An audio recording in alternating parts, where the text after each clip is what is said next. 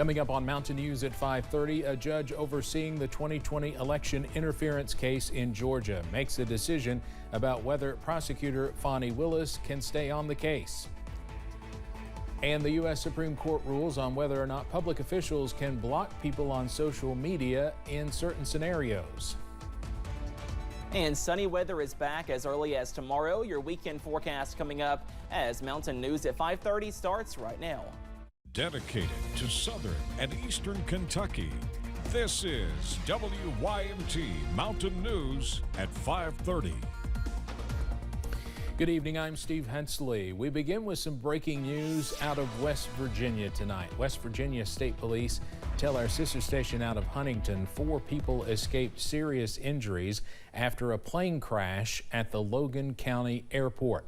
Troopers say the plane was landing when it overshot the runway and ended up in some trees.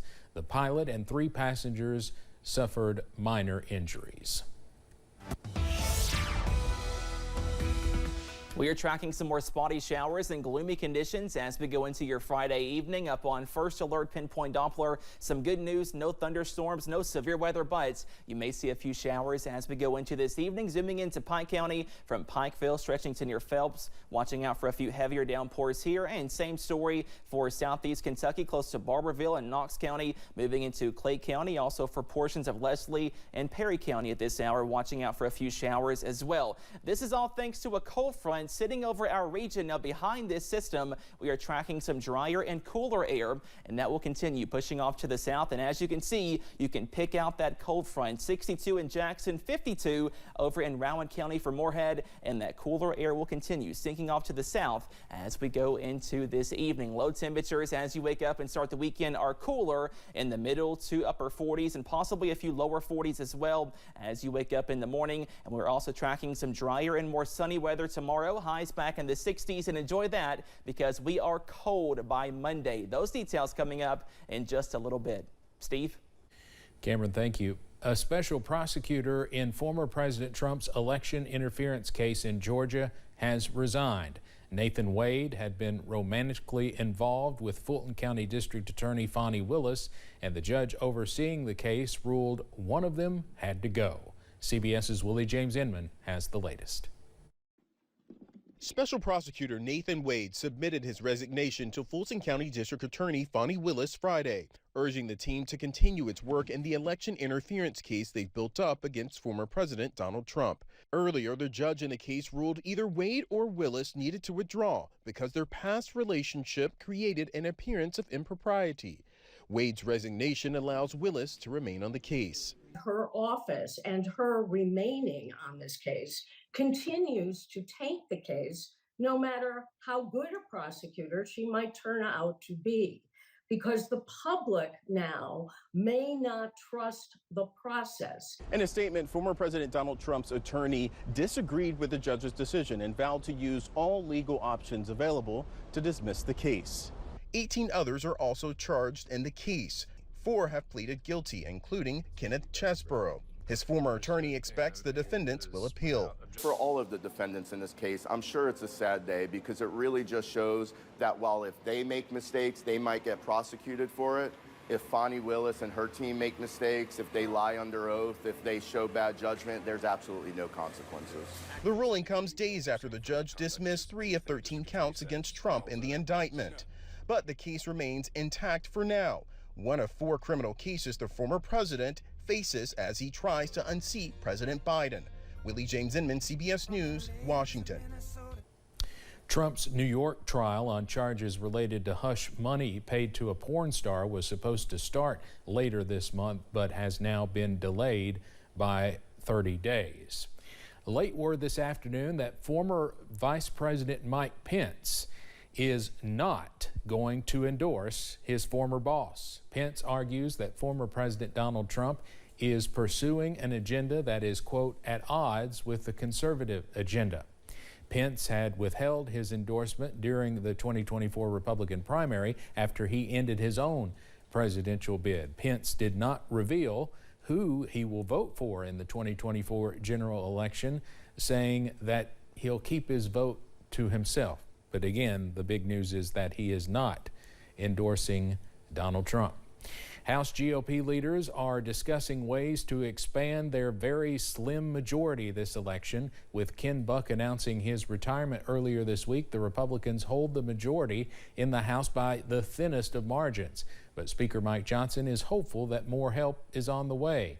Indiana Congresswoman Erin Houchin believes the key to conservative wins is having the right stance on issues impacting Americans. Issues like inflation and the border, which are the two most important issues that I hear about, the most frequent issues I hear about from my district in Indiana. It's Republicans that the American people trust more on those issues to solve those problems. During the next 8 months until the November election, Republicans are hoping to execute a strategy to win the White House, take back the Senate, and gain more seats in the House. Russian President Vladimir Putin is set to win his 5th term. Voters can cast their vote until Sunday across the country's 11 time zones. With most of Putin's opposition either dead, in jail, or exiled, it's all but ensured he will keep the position he has held since before the turn of the century. Putin's re-election would extend his rule until at least the year 2030. The National Rifle Association is caught in the crosshairs of a Supreme Court case next week. But as our Washington Bureau reporter Molly Martinez explains, it's not about guns, it's about freedom of speech. Back in 2018, a New York regulator encouraged companies to cut ties with the National Rifle Association, saying that it would be bad for business. The NRA is now suing, saying that blacklisting violated their First Amendment rights. But lawyers say free speech applies to the regulator, too.